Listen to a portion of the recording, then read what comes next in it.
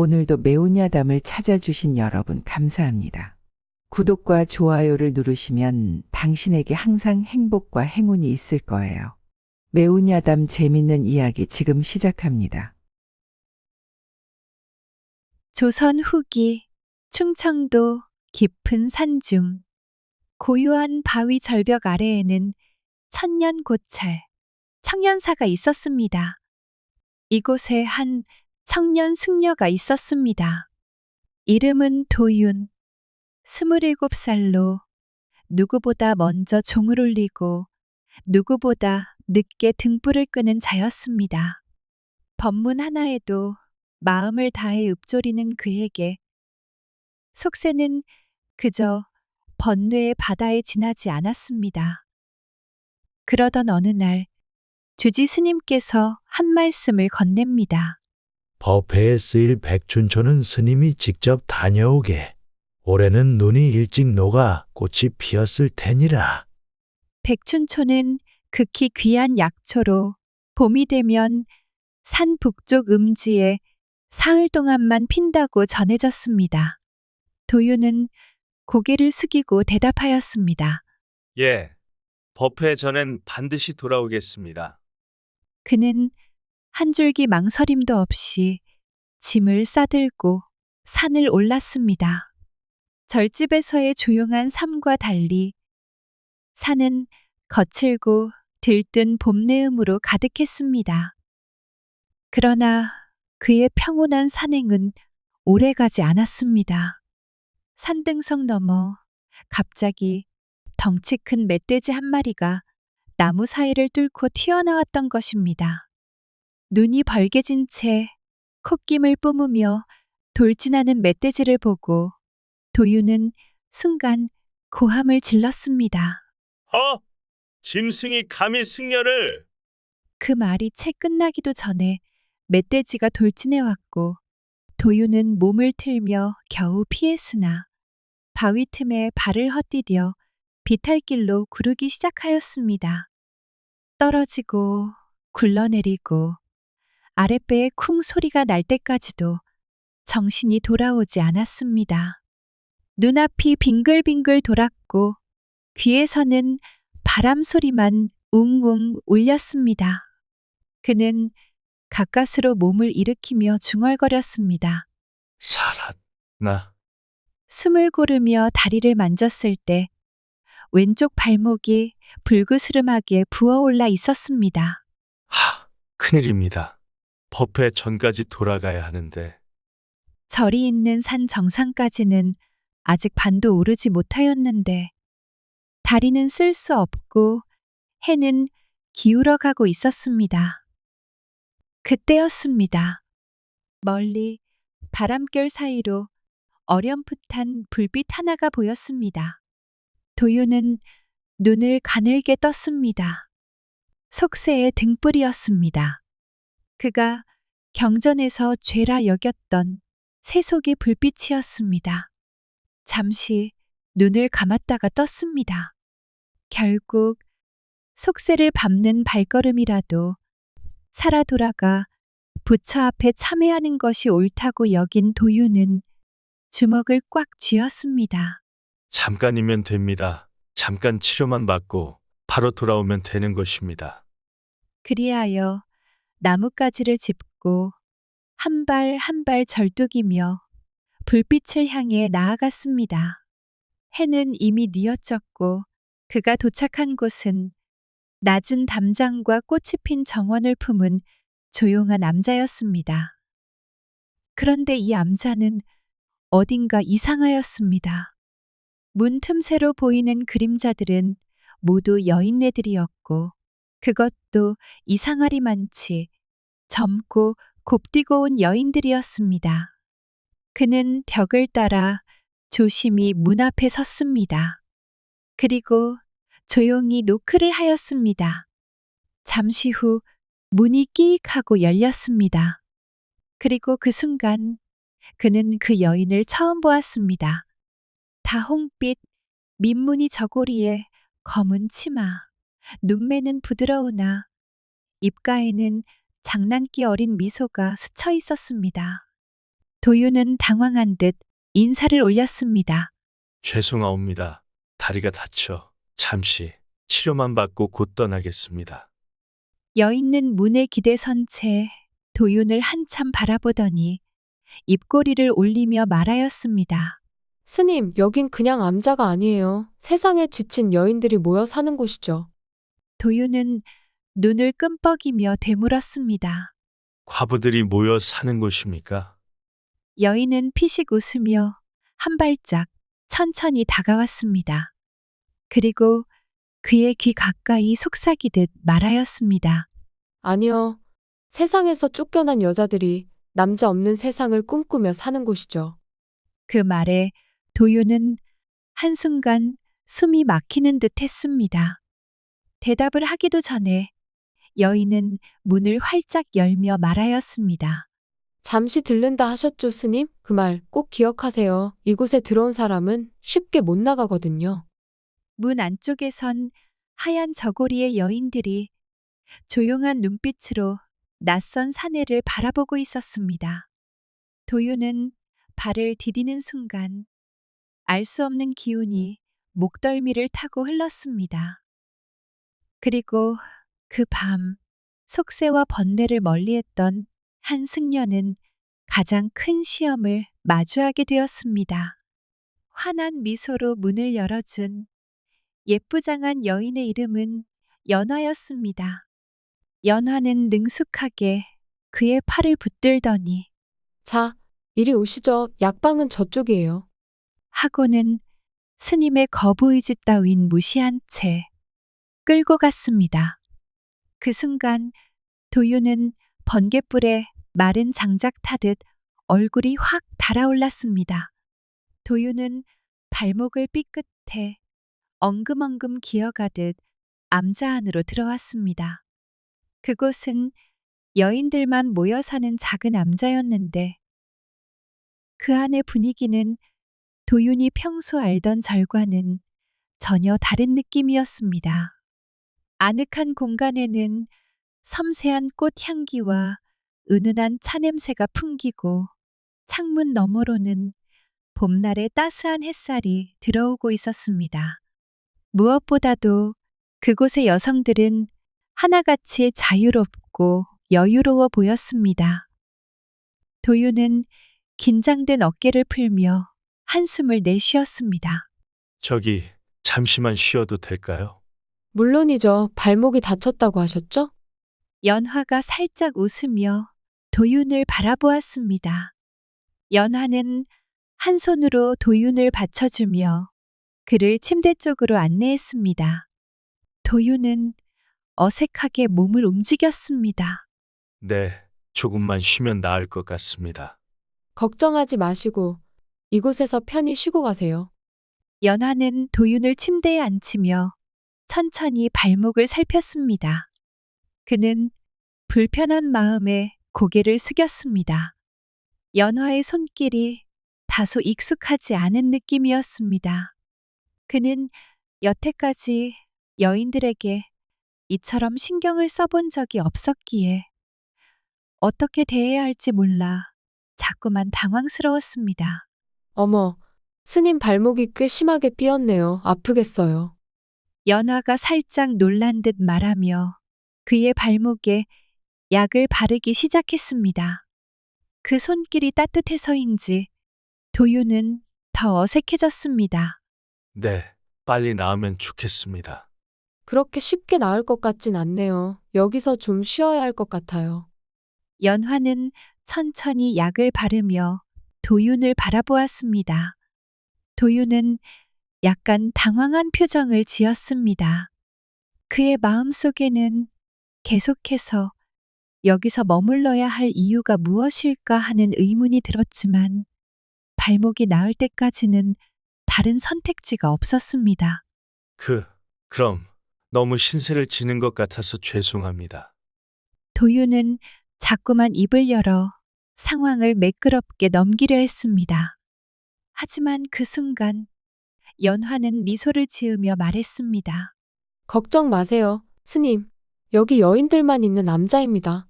우리는 남자 스님이 이렇게 오시게 되면 더 불편할 거라고 생각했는데 사실 그게 아니더라고요. 처음에는 당황했어요. 도윤은 한참을 생각하다가 고개를 끄덕였습니다. 여기 정말 여인들만 있는 곳인가? 내가 어떻게? 그런 생각이 머릿속을 스쳤습니다. 그런데 그 순간 연화가 발목에 묻은 약을 살살 문지르며 웃었습니다. 하지만 스님, 도와줄 수 있어서 기쁩니다. 어쩌면 다친 발목 덕분에 만날 수 있었던 걸지도 모르죠. 그건 아니죠. 그냥 너무 어색해서. 도윤은 그 말을 하며 얼굴이 붉어졌습니다. 연화는 그의 표정을 보고 또 웃었습니다. 어색해 하시는 모습도 꽤 귀엽네요. 걱정 마세요. 다들 친절하고 여유로운 분들이니까 불편함은 없으실 거예요. 저도 처음에는 그랬지만 시간이 지나니 그냥 자연스럽더라고요. 도윤은 연화의 말에 고개를 끄덕였지만 마음은 여전히 복잡했습니다. 여인들만 있는 이곳에서 내가 무엇을 해야 할까? 그는 계속해서 의문을 품었지만 그와 동시에 연화의 유쾌한 미소와 말투가 그의 마음속에서 조금씩 다가오기 시작했습니다. 연화는 치료를 마치고 도윤에게 따뜻한 차를 권했습니다. 조금 더 쉬세요. 차 한 잔 드시고 마음도 편하게 가지세요. 도윤은 차를 마시며 잠시 생각에 잠겼습니다. 여전히 이곳에 머무는 것이 불편했지만 그가 느끼는 묘한 감정은 점차 더 강해졌습니다. 이 여인은 왜 이렇게 편안한 느낌을 주는 걸까? 그 순간 암자 안에서 다른 여인들이 도윤을 호기심 어린 눈빛으로 바라보며 조용히 이야기를 나누고 있었습니다. 그들의 시선이 느껴지자 도윤은 불편해지며 자꾸만 시선을 피했습니다. 연화는 그 상황을 재치 있게 넘기며 도윤의 어색함을 풀어주려 노력했습니다. 스님, 괜찮으세요? 여긴 모두 친근한 사람들이니까 걱정 마세요. 그리고 저도 가끔은 여기에 새로운 사람들 오면 저렇게 궁금해하곤 해요. 아, 네. 감사합니다.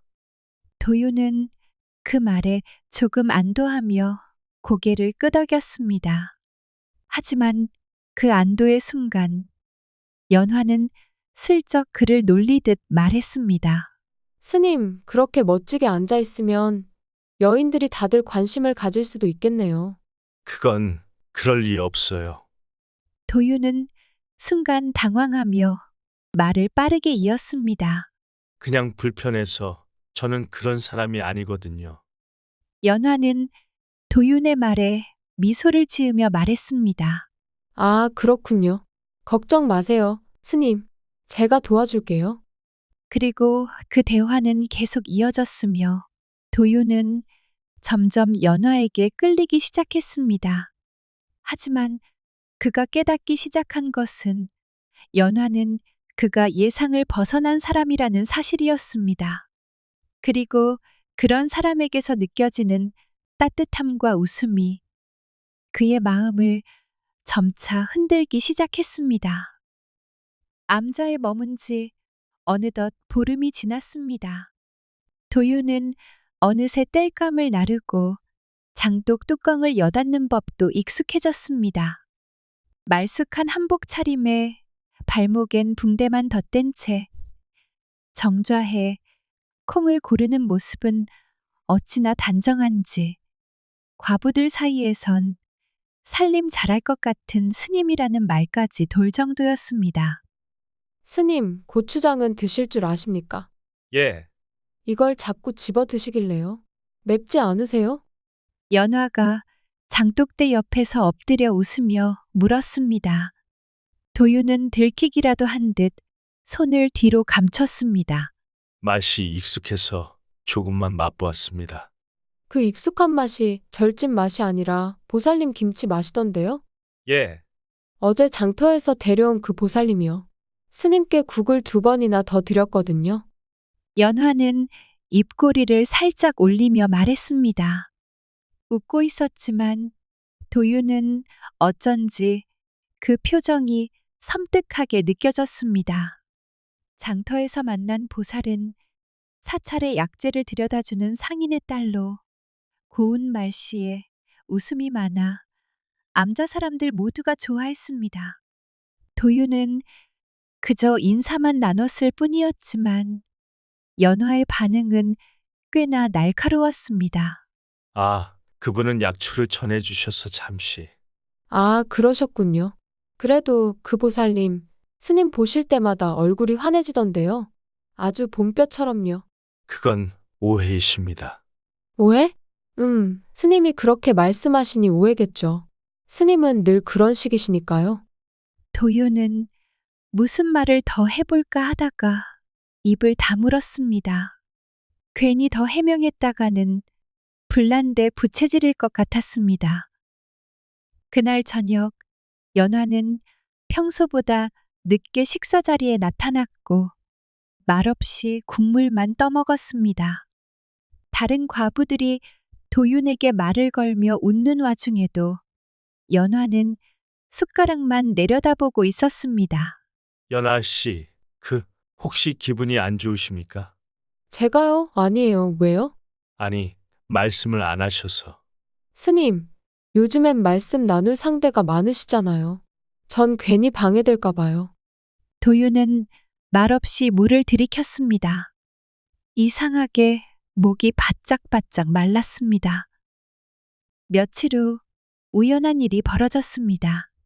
마을에서 올라온 부녀회 안악 두셋이 암자의 김치를 나눠주러 왔는데 그중 한 명이 도윤을 보더니 반갑게 인사했습니다. 아이고, 스님이시네. 그때 절에서 뵌 분 맞죠? 예, 인사드렸던 기억이 납니다. 에구, 이 얼굴이면 서울서도 인기 많았겠네. 도윤은 당황해 뒷머리를 긁었고 연화는 멀리서 그 장면을 지켜보다 조용히 돌아섰습니다. 그리고 그날 밤 갑자기 도윤방 앞에서 다소 퉁명스러운 말투가 들려왔습니다. 스님, 오늘은 무말랭이 말고 김치 담가드릴게요. 김치 좋아하신다면서요? 아, 아닙니다. 김치는 그저 어르신들이 좋아하셔서. 그 보살님도 김치 좋아하신다던데? 스님이랑 입맛이 잘 맞겠어요. 연아 씨, 혹시 기분이 상하신 겁니까? 아니요, 왜 상하겠어요. 그냥요. 누가 봐도 참 잘 어울리시던데요. 깔끔하고 조용하고 점잖하고. 게다가 그 보살님은 절에서 잘하셨다며요? 얼마나 귀하신 분이래요? 도윤은 말을 잃었습니다. 연화의 말투는 여느 때처럼 가볍고 장난기 있었지만 그 안에 담긴 미묘한 날이 느껴졌습니다. 연아 씨, 네? 전 누구에게도 관심 없었습니다. 이곳에 오기 전까진요. 그럼 지금은요? 도윤은 그녀를 바라보다 천천히 말을 이었습니다. 지금은 계속 신경에 쓰이는 분이 계십니다. 괜찮은 듯 하다가도 하루가 뒤숭숭하고 말을 놓치면 밤새 마음이 허전합니다. 그거 병 아니에요? 어쩌면 그렇겠지요. 그런데 그 병이 나쁘지만은 않습니다. 연화는 잠시 멈칫했습니다. 그리고 작게 웃었습니다. 스님, 그렇게 말하면 제가 진짜 아플지도 몰라요. 그녀는 천천히 등을 돌렸지만 어깨 너머로 웃는 눈빛을 남겼습니다. 도윤은 아무 말 없이 그 등을 바라보다 저도 모르게 중얼거렸습니다. 이 병 아프고 싶을 만큼 깊어지는군요. 며칠째 이어진 봄비로 산속은 안개가 자욱했습니다. 장독대 옆 느티나무에 앉아 책을 읽던 도윤은 안개 너머에서 분주한 기척이 들리자 고개를 들었습니다. 도련님, 아니, 스님. 부엌일을 돕던 처녀 하나가 달려왔습니다. 연아 언니가 아직 안 돌아오셨습니다. 산 아래 마을에 약초를 구하러 가신다고 하셨는데 돌아오시기로 1시각을 넘겼습니다. 도윤은 조용히 책을 덮었습니다. 혼자 다니셨습니까? 네, 비 오기 전에 다녀오신다고 하셨는데 아무래도 길을 잃으신 것 같습니다. 잠시 망설이던 도윤은 장삼을 여미고 자리에서 일어났습니다. 제가 다녀오겠습니다. 정말요? 감사합니다, 스님. 안개가 자욱한 산길은 생각보다 험했습니다. 비에 미끄러진 바위들 사이로 조심스럽게 발을 내디디며 도윤은 주위를 살폈습니다. 그때 희미하게 들려오는 소리가 있었습니다. 아야, 바위 아래쪽 한 손으로 발목을 부여잡고 있는 연화가 있었습니다. 그녀는 젖은 저고리 자락을 한 손으로 쓸어 올리며 도윤을 바라보았습니다. 스님, 연아 씨, 괜찮으십니까? 괜찮습니다. 아니, 사실은 좀 발을 삐었습니다. 도윤은 숨을 가다듬으며 그녀 곁에 앉았습니다. 그리고 그녀의 볼에 묻은 진흙을 조심스럽게 닦아냈습니다. 가만히 계십시오. 움직이면 더 다치십니다. 도윤은 자신의 도포를 벗어 그녀의 어깨 위에 덮었습니다. 이렇게 해도 괜찮겠습니까? 비를 맞고 계시면 더 곤란하십니다. 그리고 지금은 저도 조금 걱정이 됩니다. 그 말에 연화의 눈동자가 흔들렸습니다. 도윤이 그녀의 발을 살피며 자세를 낮추는 순간 그녀의 머리칼이 그의 뺨을 스쳤습니다. 두 사람 모두 숨을 멈췄습니다. 스님, 네, 혹시 요 며칠 저 때문에 불편하셨습니까? 아닙니다. 오히려 편안했습니다. 그렇다면 왜 저를 그렇게 피하셨습니까? 그건 제가 피해야 할지도 모른다고 생각했기 때문입니다. 연화는 잠시 고개를 숙였다가 곧 작게 웃었습니다. 그럼 제가 스님께 조금은 영향을 미쳤다는 말씀이네요. 그렇다고 해도 그건 도리에 어긋나는 감정일지도 모릅니다. 연화는 도윤의 손목을 살짝 잡고 장난기 섞인 미소로 말했습니다. 그럼 어긋나면 어긋난 대로 가면 안 될까요? 그 순간 나뭇가지 사이로 햇살이 잠깐 내려앉았습니다. 흐릿한 안개 속에서 그녀의 젖은 머리칼에 맺힌 빗방울이 반짝였습니다.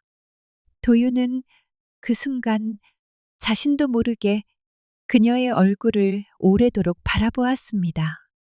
연화는 그 시선을 피하지 않았습니다. 대신 살짝 고개를 기울이며 말했습니다. 다들 스님 스님 하시지만 저는 그냥 도윤 씨라고 부르고 싶습니다. 그 말에 도윤의 귀끝이 붉어졌습니다. 그럼 그러시지요, 연아 씨. 도윤 씨, 그 짧은 호칭 하나에 말보다 많은 뜻이 담겨 있었습니다. 그날 밤 암자로 돌아온 도윤은 자리에 누웠지만 좀처럼 잠들 수 없었습니다.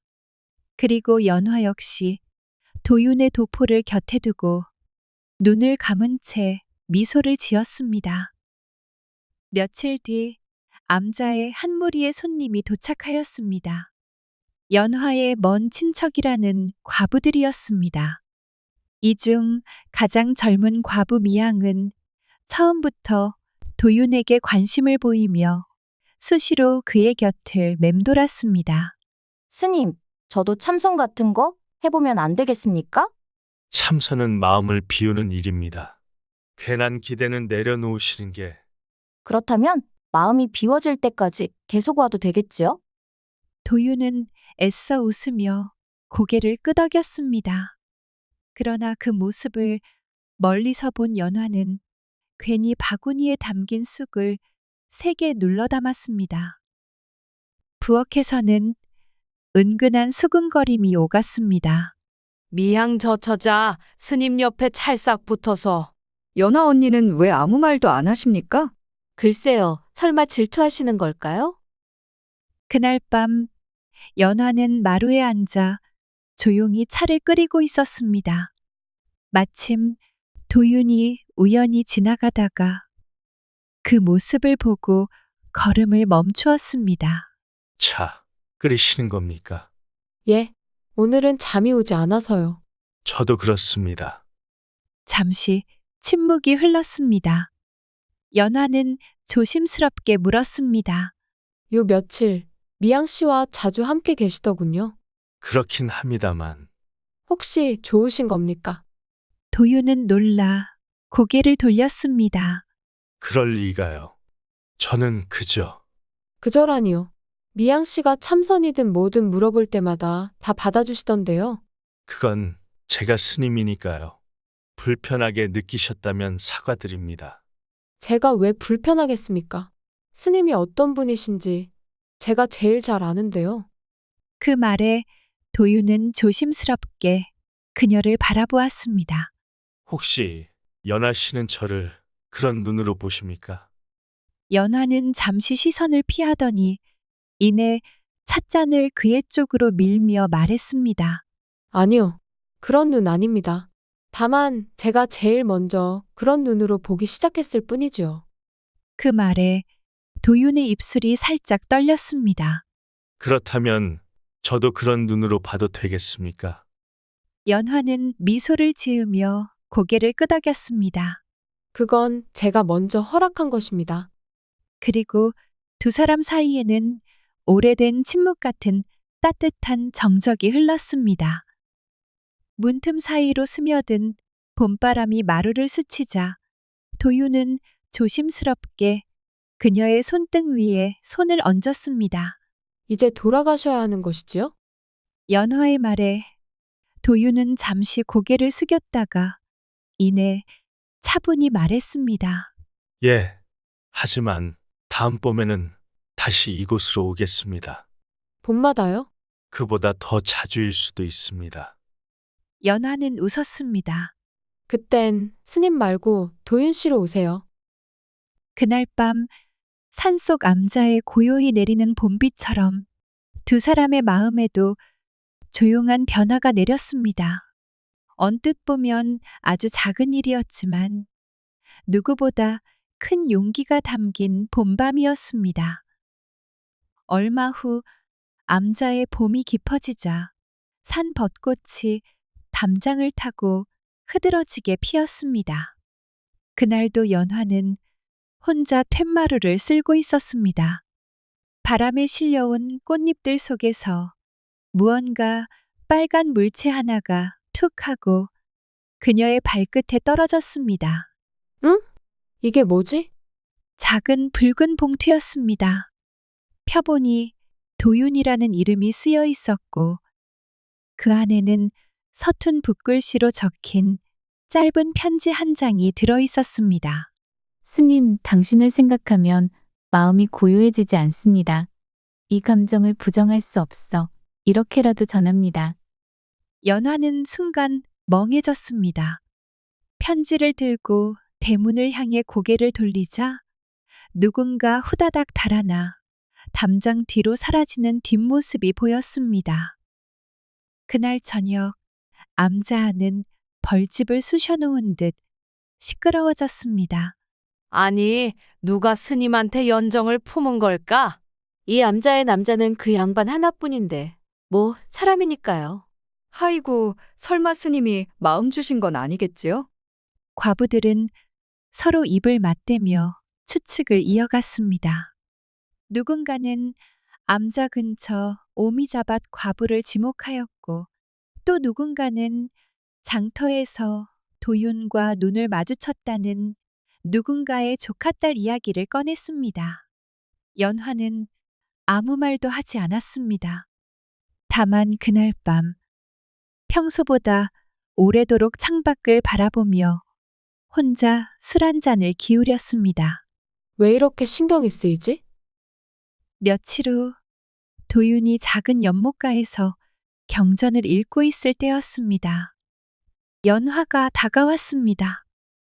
얼굴엔 평소처럼 웃음이 걸려 있었지만 눈빛은 조금 달라 보였습니다. 스님, 요 며칠 마음이 복잡하신가 봅니다. 예. 아닙니다. 경전을 읽고 있었습니다. 혹시 누구 생각을 하신 건 아닐까요? 연서라도 받은 분은 좀 흔들릴 수도 있지요. 도윤은 말없이 고개를 갸웃했습니다. 연화는 가볍게 웃고 자리를 지나쳤지만 그 뒷모습엔 묘한 긴장감이 감돌았습니다. 그러나 그날 이후 연화는 도윤에게 조금 더 부드럽게 대하였고 도윤은 연화의 말 한마디에 괜히 귀를 기울이게 되었습니다. 그리고 두 사람은 아직 알지 못하였습니다. 그 편지를 쓴 장본인은 사실 암자에서 가장 수줍은 과부 은실이었다는 것을요. 며칠 후 연화는 다시 한번 산길을 걸었습니다. 암자 안의 분위기는 여전히 묘했습니다. 도윤과 은실의 관계를 놓고 사람들 사이에서는 오해가 가득하였고 그런 시선들이 연화의 마음을 더욱 불편하게 만들었습니다. 그때 은실이 연화에게 조심스레 다가왔습니다. 연아 언니, 저 이야기 좀 나누실 수 있을까요? 은실아, 무슨 일이니? 저 사실 스님께 편지를 썼어요. 그게 사라졌죠? 연화는 순간 얼어붙었습니다. 편지의 주인이 은실이었음을 알게 된 순간 그녀의 속은 뒤틀렸습니다. 그게 정말 내가 쓴 거였구나? 연화의 말투에는 미묘한 질투가 섞여 있었습니다. 네, 사실 저는 그냥 스님께 감사한 마음을 전하고 싶었어요. 그런데 그 편지가 도윤 스님을 혼란스럽게 만들지 않았을까 해서. 은실은 고개를 숙였습니다. 연화는 잠시 침묵했습니다. 그녀의 마음속에서 복잡한 감정이 솟구쳤습니다. 너도 알겠지만 도윤 스님은 너무 신중한 분이라 그런 일로 쉽게 마음을 주는 사람은 아니야. 그렇지만 스님을 좋아한다고 느꼈어요. 그냥 한번 표현하고 싶었어요. 물론 그게 너무 서툴렀던 것 같아요. 은실의 얼굴은 붉어졌습니다. 연화는 잠시 고민하다가 은실의 눈을 바라보았습니다. 그럼 나도 이제 그만 물러설까? 언니? 그 편지의 주인이 누구건 그 마음을 인정하는 건 나와 다른 사람의 일이야. 나도 스님을 존경하지만 그런 감정을 느낄 순 없어. 연화의 목소리는 평소보다 부드러웠지만 마음속 깊은 곳에서는 진심이 묻어났습니다. 그 순간 두 사람 사이에 무언의 대립이 있었습니다. 연화는 그동안 도윤에 대한 감정을 숨기고 있었습니다. 그녀는 그가 아무것도 모른 척 계속 자신을 무심히 대할 것이라 믿었습니다. 하지만 은실과의 대화를 통해 연화는 그동안 감춰왔던 마음을 이제서야 인식하게 되었습니다. 그럼 은실아, 나는 이제 내가 스님에게 마음을 전했다는 것에 대해 반응하지 않을 거야. 하지만 이것 하나만은 알아두렴. 마음의 길이 때로는 잘못된 방향으로 갈 수도 있다는 걸. 연화는 씁쓸한 미소를 지었습니다. 그 후 연화는 도윤을 자주 만났습니다. 매번 그를 마주할 때마다 조금씩 그의 눈빛이 달라지는 것을 느꼈습니다. 도윤은 연화에게 여전히 예의 바르고 신중하게 대했지만 그 안에서 묘한 감정의 흔들림이 있었습니다. 어느 날 도윤은 연화에게 말했습니다. 연아 씨, 그날의 편지 사실 은실이 쓴 것이라며 그게 왜 사라졌는지 모르겠어요. 내가 너무 놀랐던 것 같아요. 사실 그 편지를 받은 이후로 내 마음이 좀 복잡해졌어요. 연화는 도윤의 말을 듣고 잠시 눈을 감았습니다.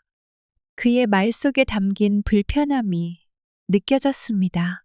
스님, 그럼 정말 저한테 하실 말은 없으신 건가요? 도윤은 잠시 말을 잇지 못했습니다. 그의 표정에서는 혼란과 미안함이 엿보였습니다. 그런 건 아니에요. 그냥 너무 갑작스럽고 내가 할 수 있는 게 뭘까 고민이 되어서요. 그럼 저는 어떻게 해야 할까요? 연화는 다시 도윤을 바라보았습니다. 두 사람 사이에 잠시 정적이 흘렀습니다. 도윤은 그제야 고백할 준비가 되어 있음을 느꼈습니다. 연아 씨, 사실 저도 그동안 이상하게 마음이 흔들렸습니다. 은실의 편지 때문이 아니라 처음부터 당신을 본 뒤로 제 마음은 계속 흔들리고 있었습니다. 연하는 그 말을 듣고 자신도 모르게 웃음이 나왔습니다. 스님, 이제야 그 말을 하시는 건가요? 그동안 제 마음도 마찬가지였습니다. 그러니까 서로 미루기만 했던 거죠. 도윤은 머쓱한 웃음을 지었습니다. 그렇게 두 사람은 그동안의 어색함을 깨고 다시 한 걸음씩 가까워졌습니다. 벚꽃이 흐드러지게 떨어지는 길을 도윤과 연화는 함께 걸었습니다. 도윤은 이제 속세의 법도와 승려로서의 길을 조금 내려놓고 연화에게 마음을 열기로 결심한 상태였습니다. 그러나 그가 말을 꺼내기 전 연화는 그가 말할 타이밍을 놓치지 않으려 조용히 기다리고 있었습니다. 도윤 스님, 연화가 입을 열었습니다.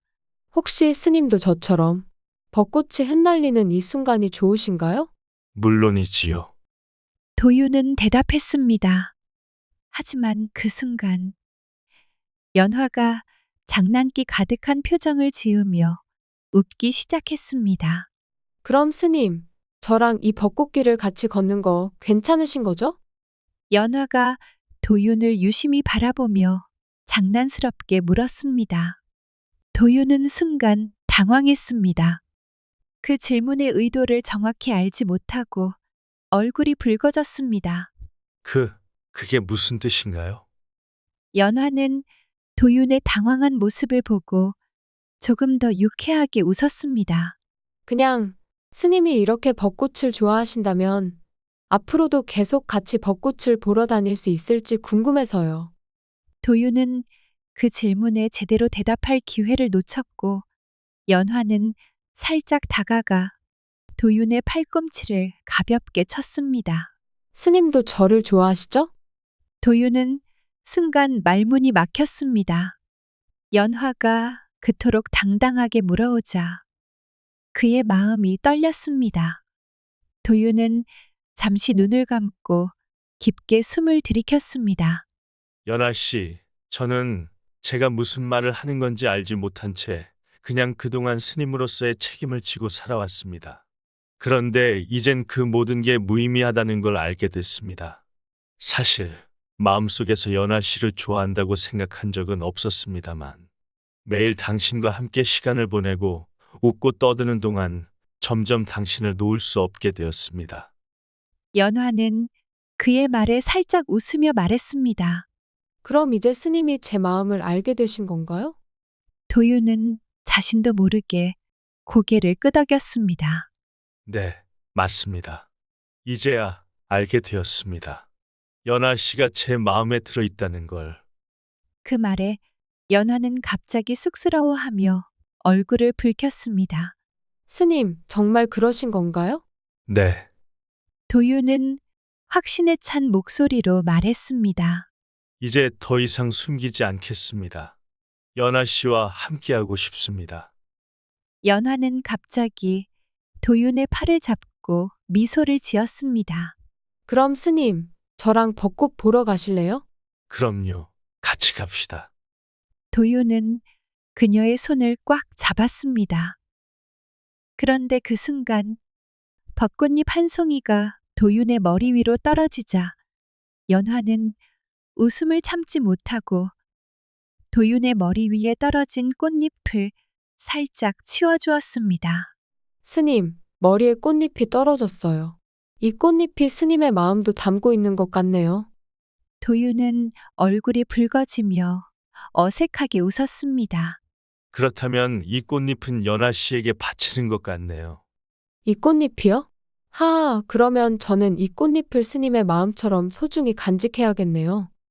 연화는 웃으며 도윤의 손을 잡고 길을 걸었습니다. 그들이 함께 걸으며 웃음이 가득한 시간 속에서 도윤은 연화와 함께 있을 때만큼은 이 모든 것이 진짜 행복이라 느꼈습니다. 벚꽃이 날리는 길에서 그들의 마음도 함께 싹 텄습니다. 도윤은 지금 이 순간이 너무나도 완벽하다는 것을 느끼며 연화의 손을 조금 더 꽉 잡았습니다. 연아 씨, 도윤이 말없이 웃으며 그녀의 얼굴을 바라보았습니다. 네? 연화는 그에게 고개를 돌리며 긴장된 듯한 표정을 지었습니다. 이 순간이 좋습니다. 도윤은 다시 한번 미소를 지었습니다. 당신과 함께 이 순간을 느끼는 게 행복합니다. 연화는 그의 눈을 보며 진지하게 고백했습니다. 저도요, 도윤 스님. 이렇게 말하는 게 부끄럽지만 정말로 스님과 함께 있고 싶습니다. 그 순간 벚꽃잎이 하늘에서 내려와 두 사람의 얼굴을 스쳐갔습니다. 도윤은 연화의 손을 잡고 말했습니다. 그럼 앞으로 매년 이 벚꽃길을 함께 걸을 수 있을까요? 연화는 그 물음에 부끄럽게 웃으며 답했습니다. 그럼요, 스님. 매년 함께 걸어요. 두 사람은 다시 벚꽃을 바라보며 손을 맞잡았습니다. 그들 사이에 불안함은 없었습니다. 이제 그들은 서로의 마음을 알았고 그 마음을 함께 나누기로 결심하였습니다. 벚꽃이 흩날리는 그 길에서 도윤과 연화는 서로의 마음을 확인하며 따뜻한 미래를 향해 함께 나아갔습니다. 이제 그들의 이야기는 막 시작된 것입니다. 지리산 자락, 안개 자욱한 비룡골 마을. 이곳은 해가 늦게 뜨고 일찍 지는 마을로 유명했습니다. 밤의 시간이 길어 마을 사람들은 항상 밤에 정서를 타고 사는 법이었습니다. 그 마을의 권세 높은 집, 방좌수댁. 이 집의 외동딸 5월은 마을에서 유명한 미녀였습니다. 5월은 마을 사람들이 다 아는 비룡골 꽃이었습니다.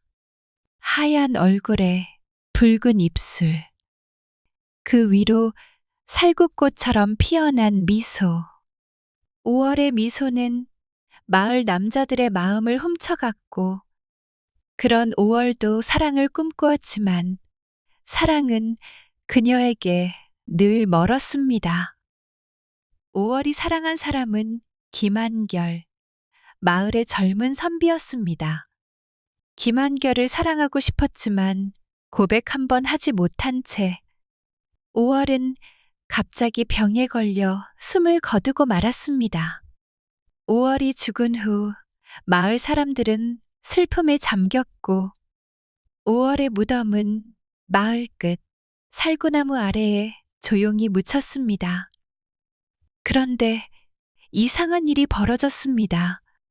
5월이 죽고 나서부터 매일 밤 5월의 웃음소리가 들리기 시작했습니다. 그 웃음은 마치 지나치게 행복한 사람처럼 혹은 어떤 비밀을 알고 있는 듯한 은밀한 웃음이었습니다. 그이는 나를 몰라요. 아직도. 5월의 웃음소리, 그리고 그 뒤로 따라오는 살구꽃 향기가 밤바람에 실려 마을을 감돌았습니다. 마을 사람들은 들었던 그 소리를 마치 죽어서도 놓지 못하는 한 남자를 여전히 사랑하는 귀신의 웃음 같다고 속삭였습니다. 저 웃음 괴이한 걸. 분명 그 여인 김한결 선비를 붙잡고 싶어 하는 거 아니겠어? 아니, 그렇다면 그 여인 죽었는데도 왜 아직도 그를 놓지 못하는 거지? 마을 사람들 사이에서 5월의 귀신에 대한 이야기가 퍼져나갔습니다. 그저 귀신이 그리운 거 아니냐는 말로 가볍게 넘길 수도 없었습니다. 사람들이 점차 5월의 귀신을 두려워하고 그 이야기를 피하며 살았습니다. 그러던 어느 날 마을에 낯선 여인 하윤이 나타났습니다. 하윤은 마을 사람들에게는 이방인처럼 보였지만 자신은 오래전에 한양에서 유명한 기녀였다며 이제는 자유로운 삶을 찾으러 이곳에 왔다고 말했습니다. 마을 사람들은 놀라워했지만 그녀의 매력과 자유로운 태도에 이끌려 점차 친해졌습니다. 그리고 하윤이 마을 사람들과 교류하는 동안 한결이 다가갔습니다. 둘은 어색한 분위기 속에서 인사를 나누었습니다. 안녕하세요, 김한결 선비. 하윤이 고개를 숙이며 말을 건넸습니다. 김한결은 갑자기 말문이 막혀서 당황했습니다. 아, 예, 안녕하십니까? 하윤 여인. 그의 말투가 딱딱해지자 하윤은 살짝 웃으며 말했습니다. 선비님, 그렇게 말하면 더 이상한데요? 김한결은 당황한 표정을 지으며 말해보았자 어색함이 더해진다고 생각했습니다. 그래서 더 이상 말을 하지 못하고 손끝만 쥐어짜듯 흔들었습니다. 하윤은 그런 그를 보며 걱정하지 마세요. 저는 괜찮아요. 라고 웃으며 말했습니다.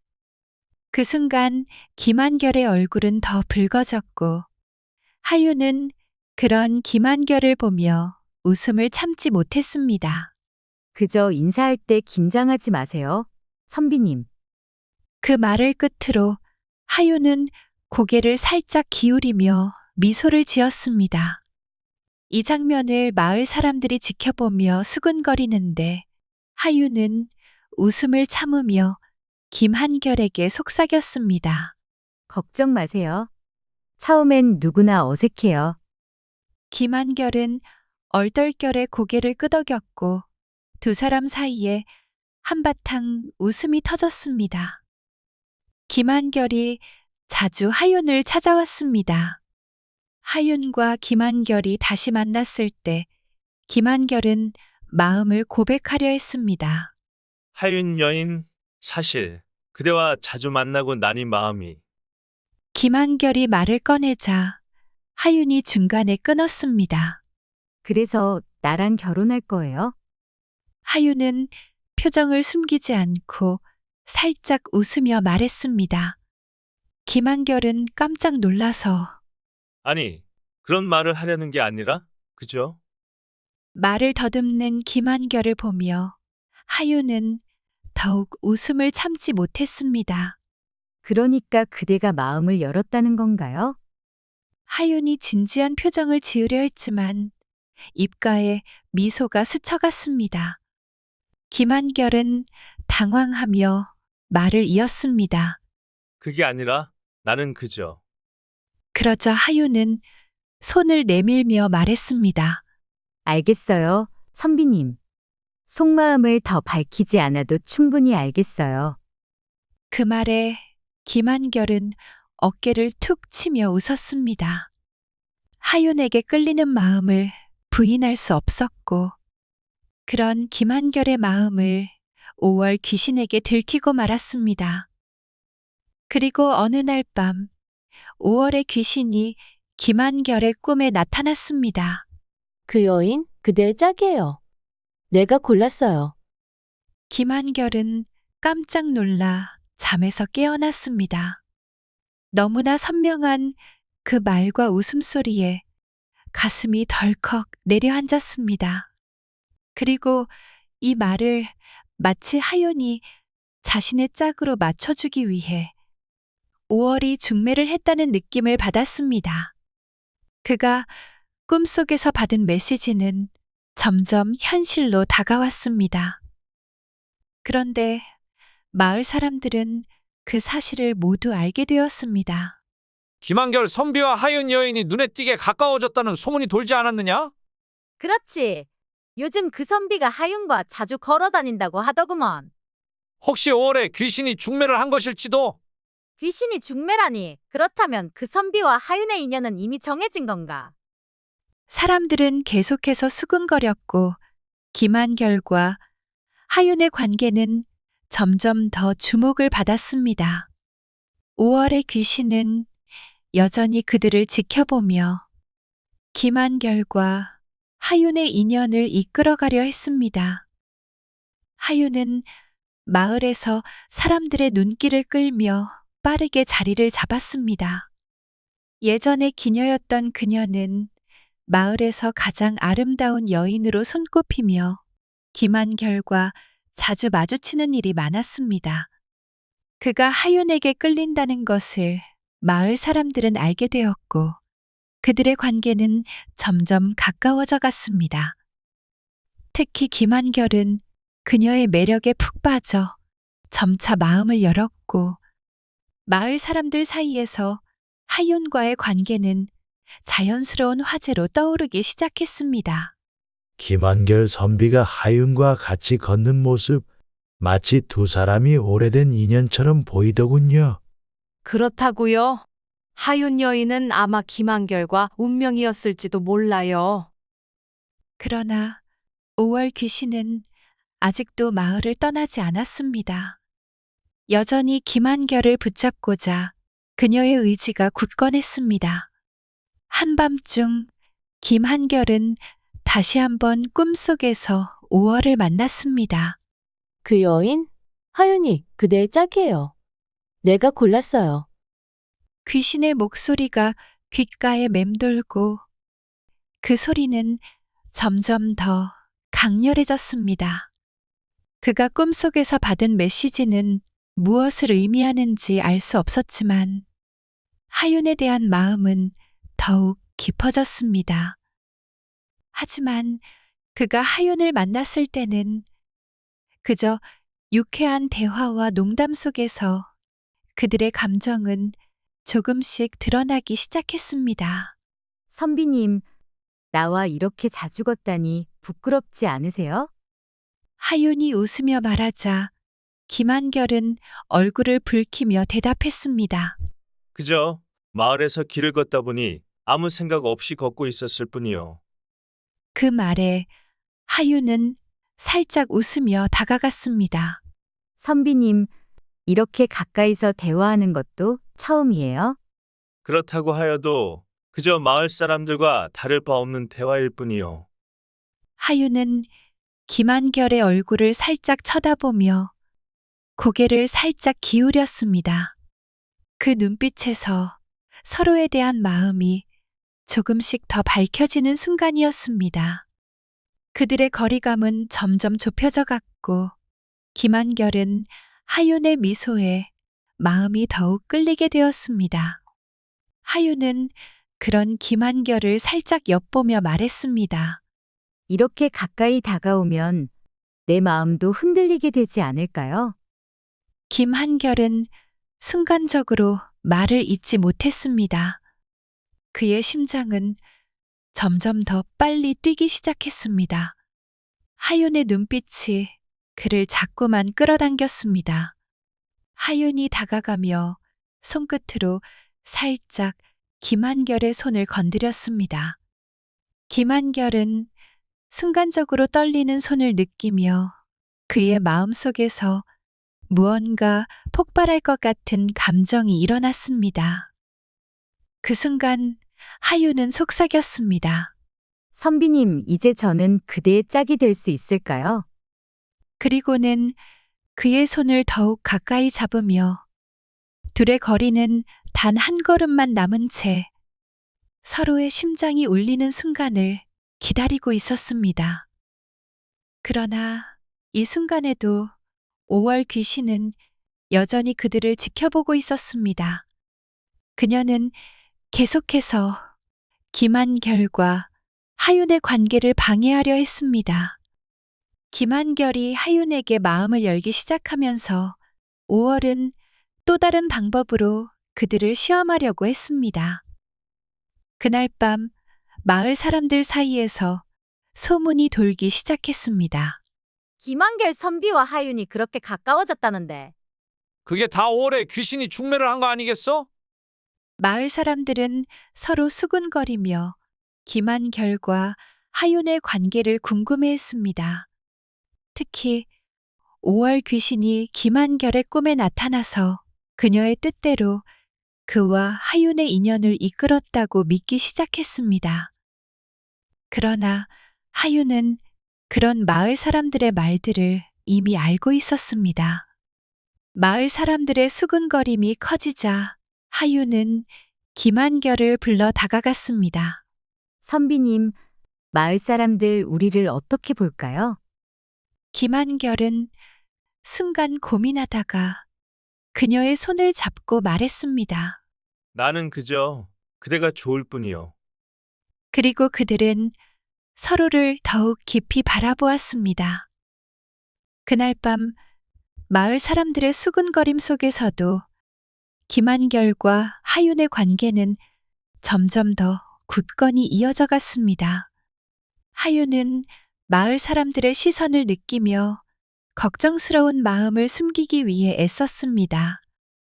하지만 그럼에도 불구하고 그녀는 김한결과의 관계에서 점점 더 자신감을 얻고 있었습니다. 그녀는 매일 밤 꿈속에서 5월의 귀신을 마주하며 그에 대한 불안을 느꼈지만 그럼에도 불구하고 김한결의 눈빛과 그의 손길에 끌리게 되었습니다. 어느 날 밤 마을 외곽에 있는 작은 연못가에서 김한결과 하윤은 마주쳤습니다. 김한결은 그녀에게 다가가면서 어색하지만 진지한 표정으로 말했습니다. 하윤, 사람들의 시선이 우리가 생각하는 것보다 더 무겁다고 생각하지 않소? 하윤은 살짝 미소를 지으며 대답했습니다. 그러나 그들의 시선보다 중요한 것은 우리가 느끼는 마음이 아닐까요? 그녀의 말에 김한결은 조금 더 가까이 다가가 그의 손을 하윤의 손목에 살짝 얹었습니다. 그 순간 그들 사이에 흐르는 전류 같은 감정이 서로를 끌어당겼습니다. 하윤은 떨리는 손끝으로 김한결의 손을 잡으며 조금 더 가까이 다가갔습니다. 김한결 선비, 오늘 밤 내가 그대의 마음을 더욱 가까이 느낄 수 있을까요? 그녀의 말에 김한결은 고개를 끄덕이며 그녀의 입술에 부드럽게 입맞춤을 하려 했습니다. 하지만 그 순간 갑자기 마을 사람들의 수군거리는 소리가 들려왔습니다. 저들이 이제 정말 그대의 마음을 얻은 건가? 그럼에도 불구하고 5월의 귀신이 또 다른 변수를 일으킬 거야. 마을 사람들의 속삭임이 점점 더 가까워졌고 하윤과 김한결은 서로의 눈빛을 교환하며 긴장했습니다. 여기서 더는 위험해요. 하윤이 속삭이며 김한결의 손을 끌었습니다. 두 사람은 급히 숲속으로 숨어들었고 그곳에서만큼은 자유로울 수 있다는 안도감에 숨을 고르며 서로를 바라보았습니다. 김한결은 그녀의 손을 더욱 강하게 잡으며 말했습니다. 내가 이 모든 것을 이겨낼 수 있도록 내가 곁에 있어준다면 그 무엇도 두렵지 않소. 두 사람은 숲속 깊은 곳으로 들어갔고 그곳에서 한동안 아무 말도 없이 서로의 존재만을 느끼며 고요한 시간을 보냈습니다. 그 순간 하윤은 잠시 머리를 숙이고 속삭였습니다. 김한결 선비, 내가 그대와 이렇게 있을 수 있다는 것에 행복을 느껴요.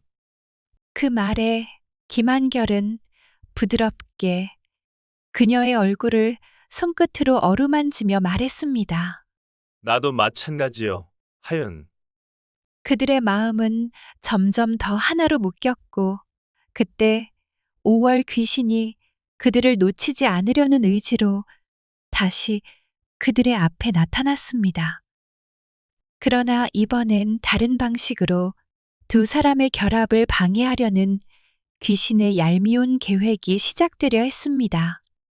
이제 그들은 서로를 지키기 위한 싸움을 시작해야만 했습니다. 하지만 그 싸움 속에서도 하윤과 김한결의 감정은 점점 더 깊어졌습니다.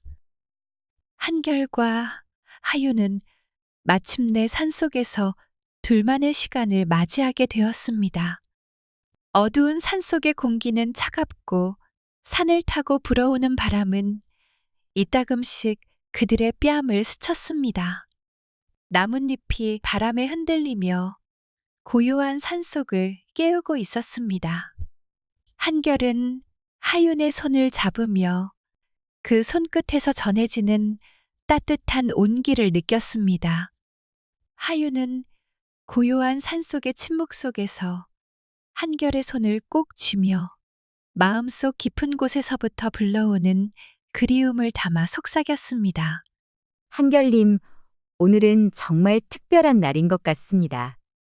한결은 그런 하윤의 말에 미소를 지으며 조심스레 그녀를 바라보았습니다. 네, 하윤님. 저도 오늘 이 순간이 참 소중하게 느껴집니다.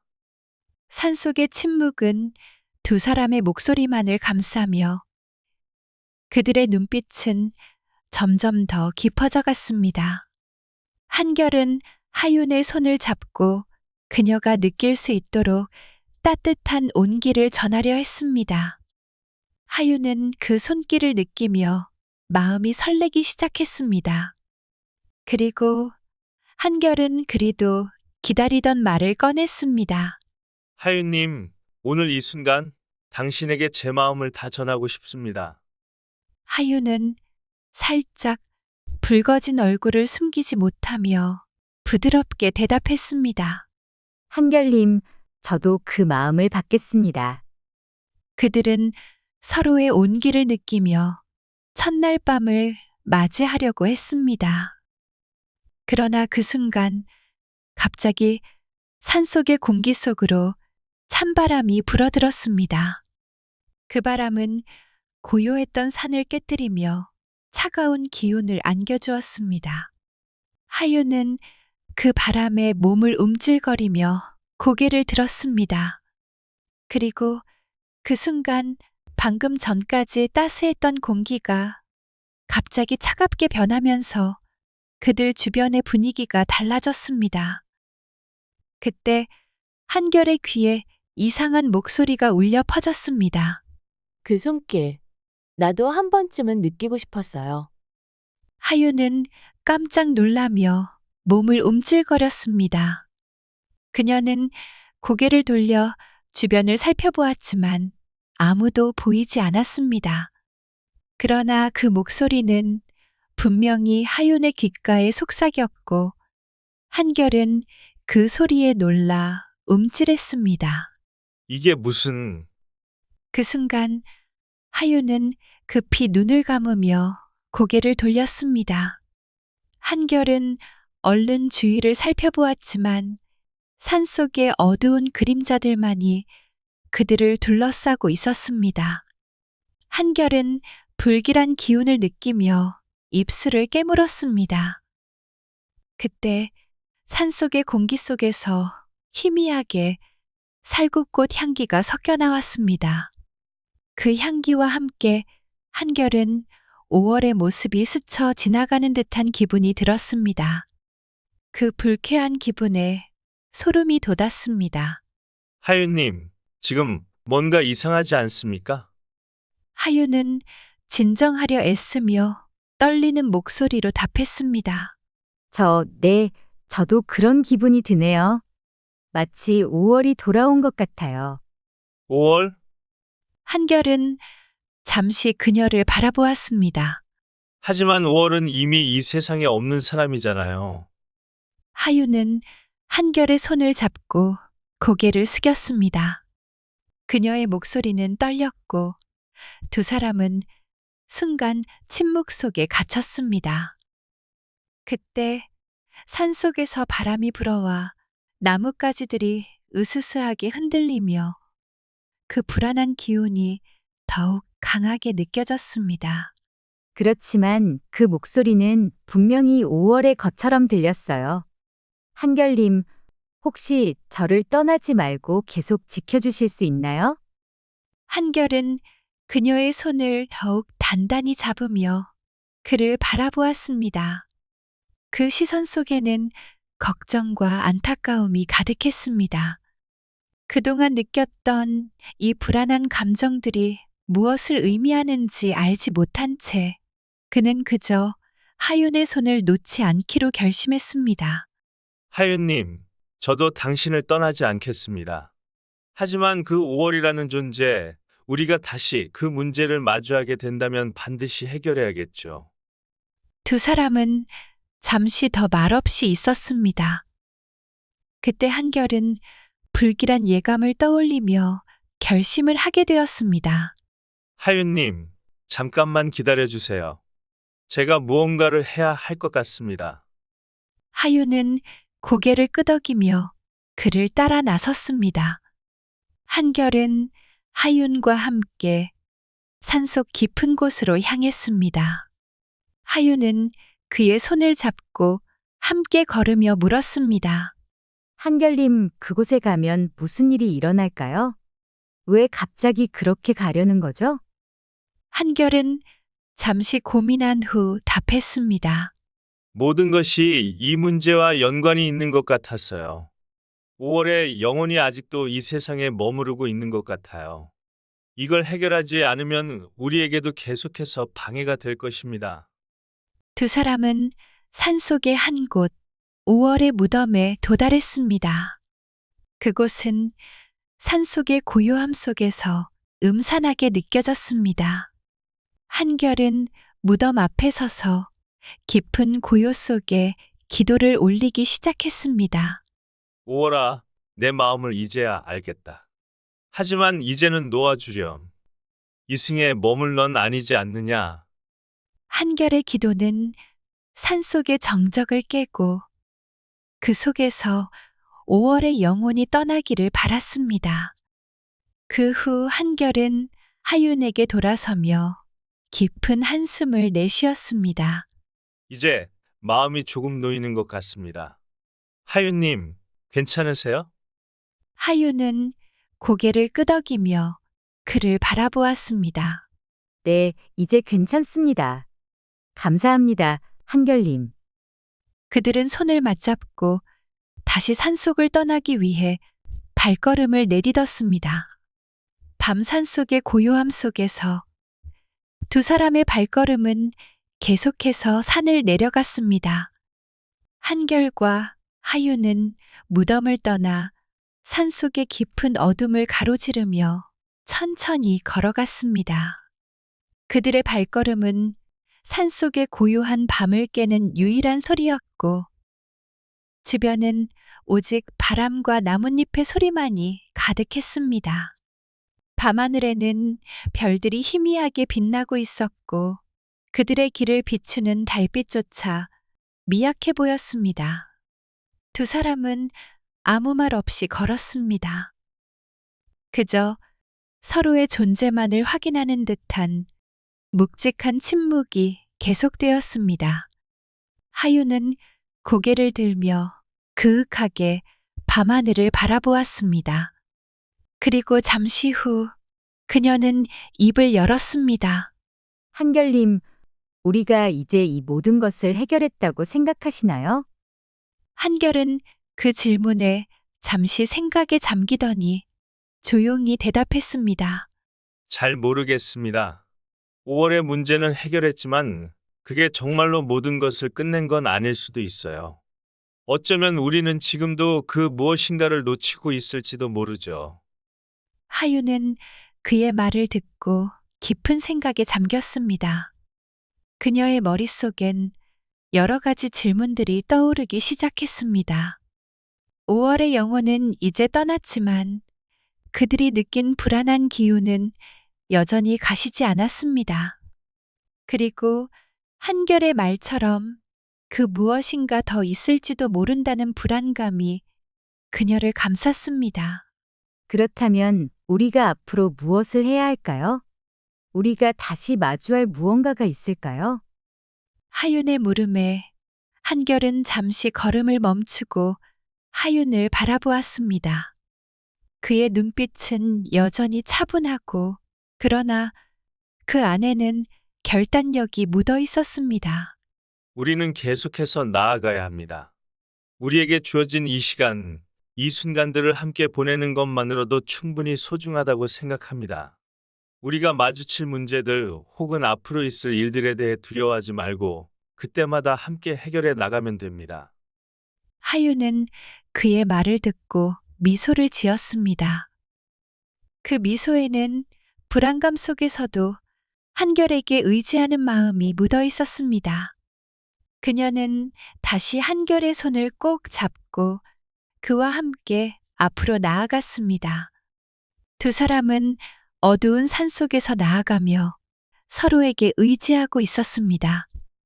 그들의 앞길은 여전히 어두워 보였지만 이제는 그 어둠 속에서도 서로의 존재가 빛을 발하는 듯한 느낌이 들었습니다.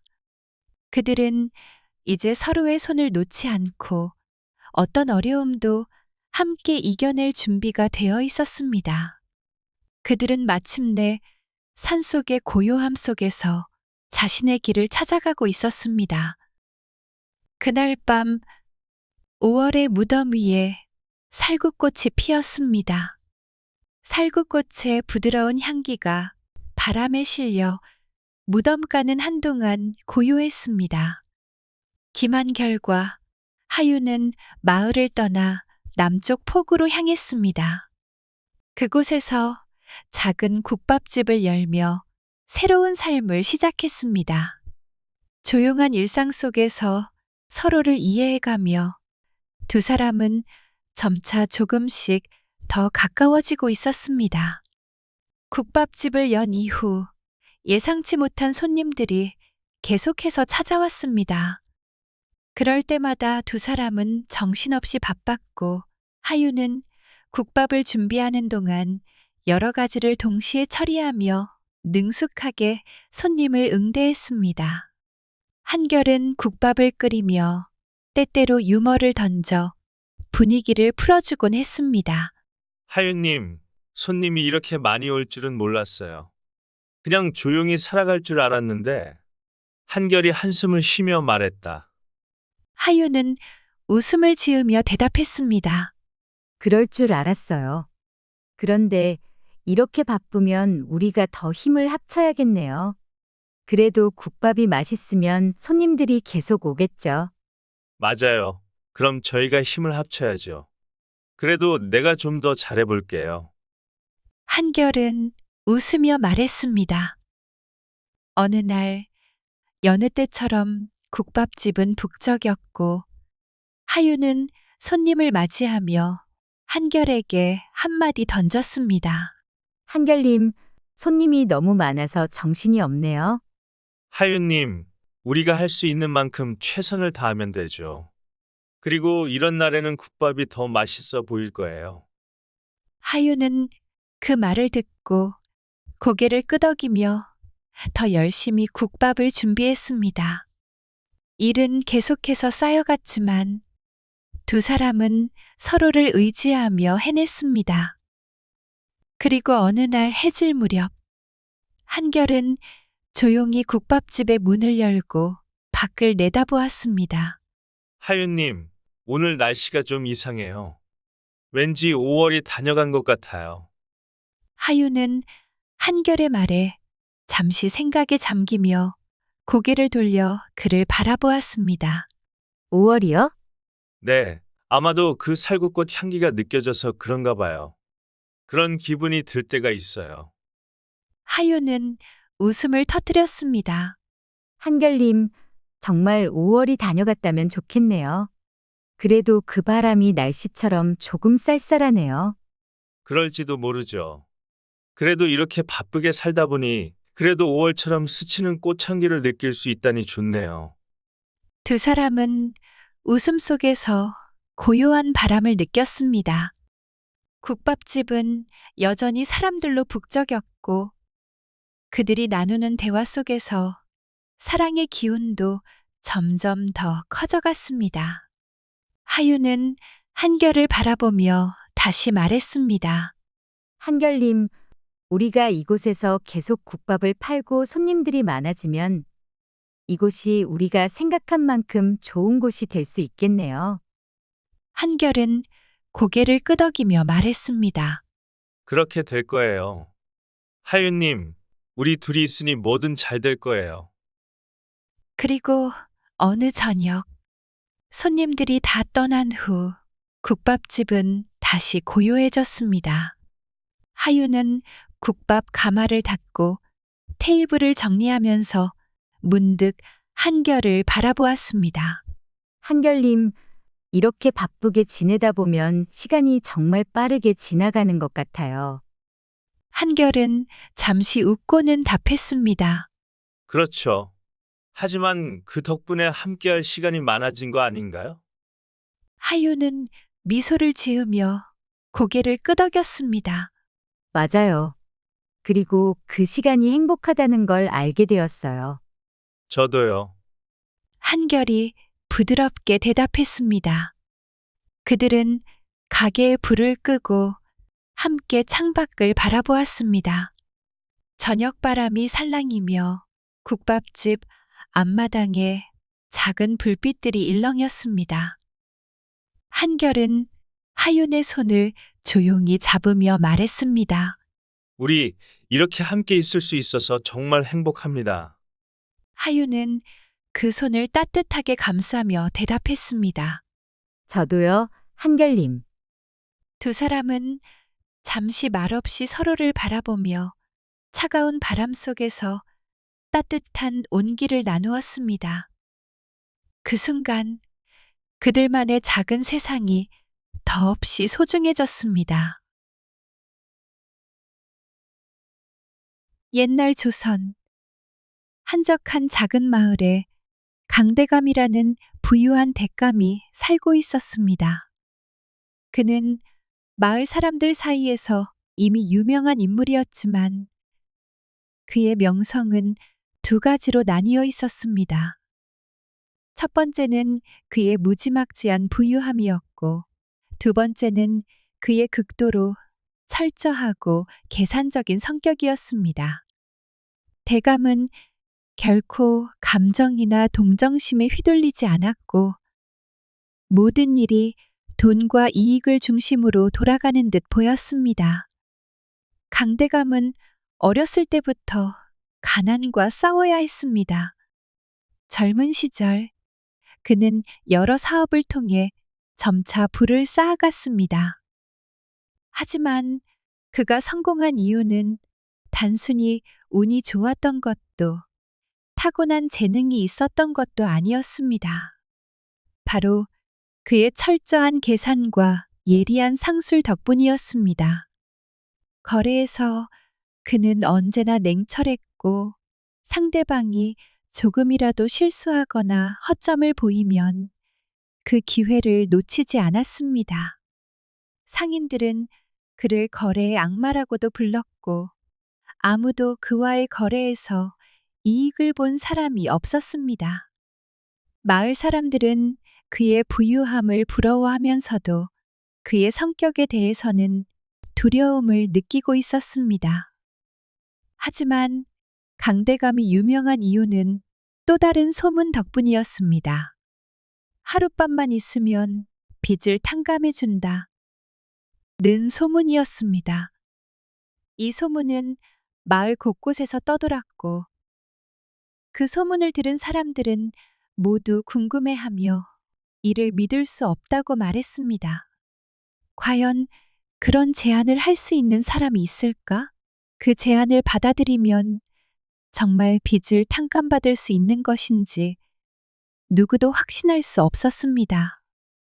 마을 사람들은 그런 제안이 있다면 대감이라면 그럴 수도 있지 않겠냐며 고개를 끄덕였지만 사실 그것이 진짜인지 아닌지 알 수 없었습니다.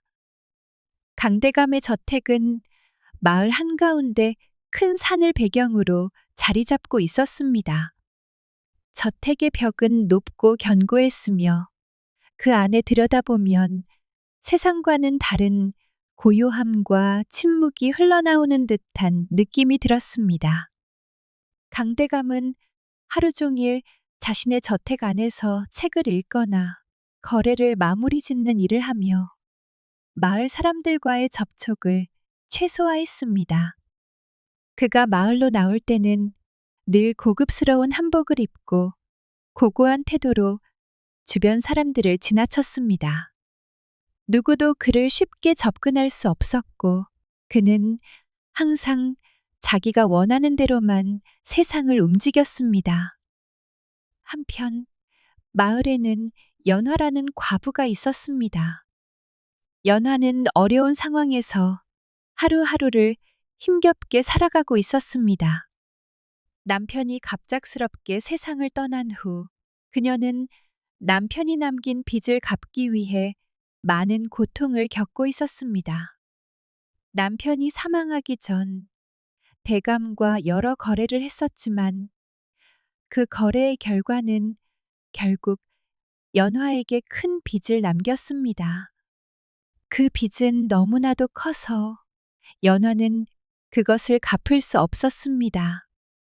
그녀는 매일같이 빚 독촉에 시달리며 밤마다 눈물을 흘리기 일쑤였습니다. 연화는 마을 사람들이 대감에 대해 이야기하는 것을 자주 들었습니다. 그들은 대감이 하룻밤을 보내면 빚을 탕감해 준다는 소문을 떠들었고 연화는 처음에는 그 소문을 믿지 않았습니다. 그건 허황된 이야기일 뿐. 이라며 그녀는 마음속으로 이를 외면하려 했습니다. 하지만 빚의 무게는 점점 더 그녀의 가슴을 짓누르기 시작했습니다. 하루하루 연화는 더 이상 빚을 갚을 방법을 찾을 수 없었고 매일 고통 속에서 살아야 했습니다. 어느 흐린 날 오후 무겁고 둔탁한 노크 소리가 그녀의 초가집을 울렸습니다. 연화는 심장이 내려앉는 듯한 기분으로 문을 열었습니다. 문 앞에는 고운 비단 도포를 입은 강대감이 하인을 데리고 서 있었습니다. 그의 눈빛은 날카롭고 탐욕스러웠으며 입가에는 의미를 알 수 없는 웃음이 떠 있었습니다. 대감님, 이렇게 찾아주시다니 무슨 일이신가요? 연아 씨, 내가 이렇게 직접 찾아와야만 하오. 대감은 집안을 슬쩍 둘러보며 말을 이었습니다. 당신 남편이 진 빚, 이제 이자만 해도 꽤 되었어. 당장 내일까지 은전 열량을 갚지 않으면 이 집도 이 땅도 내 손에 넘어가게 될 것이오. 연화는 그 자리에 주저앉다시피 하며 조용히 말했습니다. 대감님, 조금만 더 시간을 주십시오. 제가 어떻게든 마련해 보겠습니다. 강대감은 비웃음을 터뜨리며 고개를 저었습니다. 당신 남편이 죽기 전에 했던 말과 똑같구려. 더는 못 기다려. 내일 해질 무렵까지가 마지막이오. 그는 문득 말을 멈추고 연화의 눈을 꿰뚫어 보듯 바라보다가 한 걸음 다가섰습니다. 하지만 빚을 갚을 다른 방법도 있긴 하오. 그 말은 너무나 조용했기에 오히려 섬뜩하게 들렸습니다. 연화는 아무 말도 하지 못한 채 무언가 차오르는 감정에 손끝이 떨려왔습니다. 대감의 말 속에 무엇이 담겨 있는지 그녀는 이미 알고 있었습니다. 마을에 떠도는 소문, 하룻밤을 대가로 빚을 면제받았다는 여자들의 이야기. 대감은 미소를 지었습니다. 곰곰이 생각해 보시오. 내일 해가 지기 전에 스스로 답을 정하길 바라오. 스스로 판단하시오. 나는 기다리지 않소. 그 말만 남기고 대감은 하인들을 거느리고 돌아섰습니다. 점점 멀어지는 그들의 발소리를 들으며 연화는 문 앞에 힘없이 주저앉았습니다. 땅거미가 내려앉는 황혼 속 그녀의 앞날은 한 치 앞도 보이지 않았습니다. 그날 밤 연화는 단 한순간도 눈을 감을 수 없었습니다. 비질하듯 지나가는 찬바람이 오래된 초가지붕의 틈을 파고들며 처마 밑을 마구 헤집었습니다. 마루 아래에서 낡은 솥단지가 덜그럭거리는 소리가 들릴 때마다 연화는 벌떡 일어나 안채와 부엌을 몇 번이고 서성였습니다. 방 한 구석에 걸어놓은 초롱불은 불안하게 깜빡였고 바람이 세차게 불 때마다 꺼질 듯 아슬아슬하게 몸을 떨었습니다. 그녀는 부엌의 찬장문을 열어 젖혔습니다. 오래전에 마른 콩 한 줌 남기고 다 비워진 그 독에서는 쌀가루조차 나오지 않았습니다. 손에 잡히는 것은 먼지뿐이었습니다. 그러다 찾은 것이라고는 손바닥에 올려놓으면 다 가려질 만큼 적은 동전, 서너 잎. 그것으로는 한 끼도 해결할 수 없었습니다. 연화는 흐느끼는 것도 없이 부엌 바닥에 털썩 주저앉았습니다. 눈물은 소리 없이 뺨을 타고 흘렀고 그녀는 조용히 울음을 삼켰습니다. 며칠 전 장터에서 들은 소문이 머릿속을 떠나지 않았습니다. 하룻밤을 내어주면 모든 것이 끝난다. 누가 처음 입을 열었는지는 아무도 모릅니다. 그러나 사람들은 알고 있었습니다. 새벽마다 대감집에서 나오는 과부들이 있었고 그들의 뒷모습은 언제나 똑같이 고요하고 굳건했습니다. 그리고 얼마 지나지 않아 그들은 더 이상 쌀을 꾸러 다니지 않았고 동량을 받지 않았습니다. 어떤 이는 빚을 모두 갚고 장에 가게를 냈으며 어떤 이는 서울서 양반댁 아들에게 시집을 갔다는 말도 돌았습니다. 하지만 그 대가로 무엇을 치렀는지는 누구도 말하지 않았습니다. 아니, 차마 말할 수 없었을 것입니다. 모두가 알고 있으면서도 애써 외면했습니다. 연화는 애써 버텼었습니다. 굶주림에도 추위에도 외로움에도 무너지지 않고. 하지만 그날 밤 겨울 끝자락의 바람보다 더 차가운 현실이 그녀의 마음에 금을 내고 있었습니다. 초롱불이 꺼지지 않으려 안간힘을 쓰듯 연화의 마지막 자존심도 흔들리고 있었습니다. 그녀는 여전히 무릎 위에 고개를 묻은 채 아무도 들을 수 없는 울음으로 긴 밤을 보내고 있었습니다. 바로 그때였습니다. 문 밖에서 조용한 기침 소리와 함께 낮은 음성이 들려왔습니다. 주모님, 문을 열어주시오. 밤이 깊었습니다. 놀란 연화는 조심스레 문을 열었습니다. 문 앞에는 한 사내가 서 있었습니다. 갓 대신 삿갓을 눌러 쓴 그는 허름한 승복을 입고 있었으나 그 눈빛은 누구보다 또렷했습니다. 조용히 발 아래를 내려다보던 그는 문이 열리자 고개를 들며 말했다. 실례가 될까 염려했소. 나는 산 너머 운서감의 해명이라 하오. 이 근방에 사는 이가 연화라는 여인뿐이라 하기에. 연화는 말없이 그를 바라보다가 떨리는 목소리로 물었습니다. 이 밤중에 어찌하여 저를 찾아오셨습니까? 스님은 미묘하게 웃으며 조용히 마당을 둘러보았습니다. 이 마을에 사흘 전부터 이상한 기운이 감돌고 있어. 누군가의 업보가 점점 사람들을 조여오고 있는 모양새였어. 그런데 그 기운의 끝이 이 집 담장 아래서 멈췄지요. 연화는 숨을 삼켰습니다. 그녀는 누군가에게 자신의 속마음을 들킨 듯한 기분에 휩싸였습니다. 스님은 마루 끝에 앉아 조용히 덧붙였습니다. 강대감이 찾아왔다 들었습니다. 그 말에 연화는 고개를 번쩍 들었습니다. 그녀는 말하지도 않았고 마을 누구에게도 이야기하지 않았습니다. 그런데 어떻게? 해명은 고요한 미소를 지으며 말을 이었습니다. 하룻밤을 내어주면 빚을 없애준다는 말 듣지 않았습니까? 세상에는 소문보다 더 빠른 것이 있습니다. 바로 악업이지요. 사람의 업은 언젠가 반드시 그 주인을 찾아옵니다.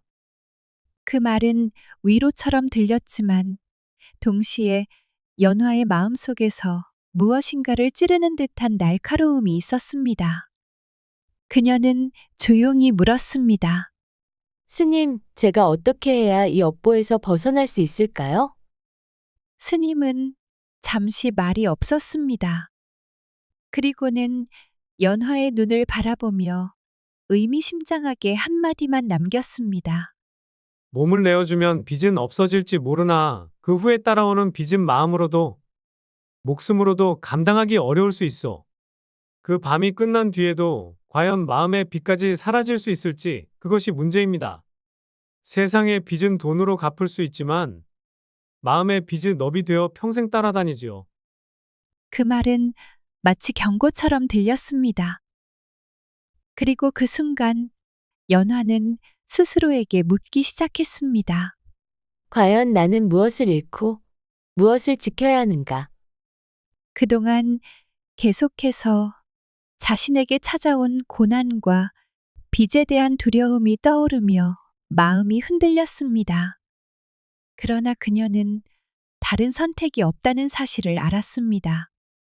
남편이 남긴 빚은 점점 더 커져만 갔고 마을 사람들에게서 듣는 소문은 그녀에게 마지막 희망을 주고 있었습니다. 하룻밤을 보내면 빚을 탕감해준다. 그 소문은 연화의 머릿속에서 떠나지 않았습니다. 그날 밤 잠을 이루지 못한 채 그 소문을 되뇌이며 고민에 빠졌습니다. 그리고 결국 그녀는 결단을 내렸습니다. 대감의 저택으로 가기로. 어쩔 수 없다. 이 길밖에 없으니까. 연화는 마음속으로 다짐을 하였습니다. 저택에 도착한 연화는 떨리는 손으로 문을 두드렸습니다. 잠시 후 문이 열리며 대감이 그곳에 서 있었습니다. 그의 차가운 눈빛은 마치 그녀를 평가하듯이 날카롭게 바라보았습니다. 드디어 오셨구려. 연화는 떨리는 목소리로 대답했습니다. 대감님, 제게는 갚을 수 없는 빚이 있습니다. 그 소문을 들었습니다. 하룻밤만 함께하면 빚을 탕감해 주신다고 저도 그 소문이 진실인지 확인하고 싶습니다. 남편이 남긴 빚을 갚지 못해 너무 힘들고 더 이상 방법이 없습니다. 제발 저에게 기회를 주십시오. 대감은 잠시 연화를 바라보며 조용히 생각에 잠겼습니다. 그리고는 고개를 끄덕이며 말했습니다. 하룻밤을 보내는 것만으로 빚을 탕감하는 건 아니요. 내가 원하는 건 그대와 나 서로 진심을 나누는 것이요. 단지 육체적인 것만으로 해결될 문제는 아니요. 그대가 얼마나 준비가 되어 있는지 그걸 알게 될 때 탕감은 이루어질 것이요.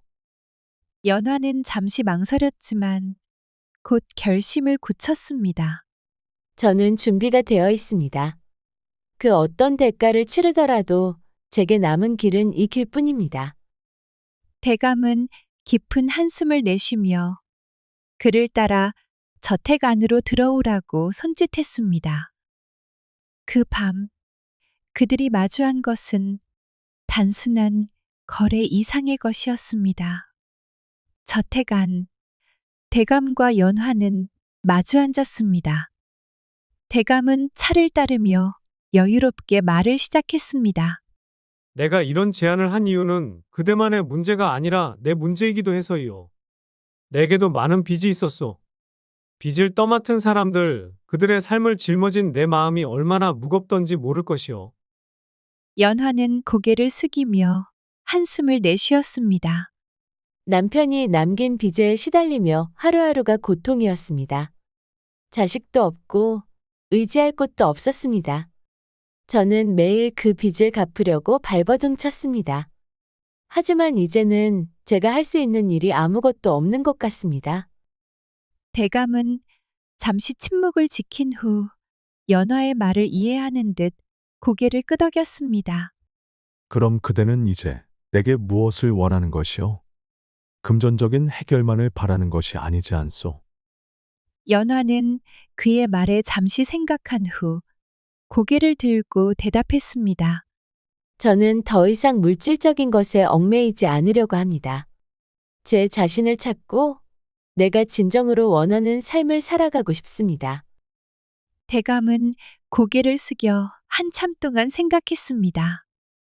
그는 젊은 시절부터 여러 사람들의 빚을 떠맡으며 살아왔습니다.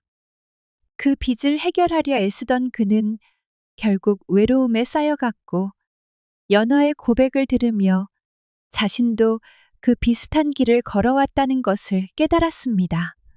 그렇다면 그대가 원하는 것이 무엇인지 좀 더 알아야겠다. 그 길을 가는데 필요한 것은 용기일 것이오. 나도 그 용기를 잃고 살았소. 연화는 대감의 말을 듣고 그의 말 속에서 자신과 비슷한 상처를 느꼈습니다. 대감 역시 고통을 견뎌온 사람이었고 그가 진심을 담아 이야기하고 있다는 사실을 깨닫게 되었습니다. 그대가 원하는 삶은 어떤 모습이오? 연화는 잠시 생각한 후 조용히 대답했습니다. 저는 이제 더 이상 물질적인 것에 얽매이지 않으려고 합니다. 제 자신을 찾고 내가 진정으로 원하는 삶을 살아가고 싶습니다. 대감은 그 말을 듣고 미소를 지었습니다. 그 길을 가려면 용기가 필요하다. 나는 그 용기를 찾도록 도와줄 수 있어. 그날 밤 대감과 연화는 서로의 고통을 나누고 조금씩 마음을 열었습니다. 연화는 대감과의 대화를 통해 자신이 내린 선택이 단순히 금전적인 문제를 해결하는 것만이 아니라 내면의 상처를 치유하고 진정으로 자신을 찾는 과정임을 깨닫게 되었습니다. 대감은 단순히 빚을 탕감해주는 것이 아니라 그녀에게 새로운 삶을 위한 길을 열어주고 있었습니다. 대감은 조용히 말을 이었습니다. 그대도 나처럼 외로움 속에서 살아왔구나. 나는 사람들이 내게 의지할 때마다 그들을 돕는다고 생각했지만 사실 그 모든 것이 나를 더 고독하게 만들었소. 내가 지닌 모든 것을 나누었음에도 불구하고 나는 여전히 빈자리를 느꼈고 그리움 속에 살아왔지. 그대와 이렇게 진심을 나누게 된 것이 내게는 큰 변화일지도 모르겠소. 연화는 대감의 말에 고개를 끄덕이며 조용히 답했습니다. 저도 그런 삶을 살았어요. 매일 그 빚에 짓눌려 살았고 더 이상 의지할 사람도 없었습니다. 하지만 대감님과 이렇게 대화하면서 저도 저 자신을 조금씩 찾게 되는 것 같아요. 대감은 그 말을 듣고 연화를 깊이 바라보았습니다. 그들의 눈이 마주쳤고 그 순간 둘 사이에는 말로 설명할 수 없는 무엇인가가 전해졌습니다.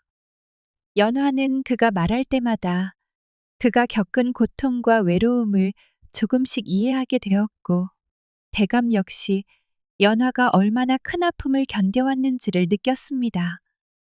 대감은 한 걸음 다가가 연화의 손을 살짝 잡았습니다. 그의 손길에서 따뜻함이 느껴졌습니다. 그 순간 연화는 그가 단순히 자신의 빚을 탕감해주는 사람이 아니라 자신과 같은 고통을 겪어온 사람임을 깨달았습니다. 그동안 그녀가 그리워했던 것은 물질적인 것이라기보다 진심으로 자신을 이해하고 함께 나눌 수 있는 사람이었다는 것을. 내가 그대의 빚을 탕감해 주겠소.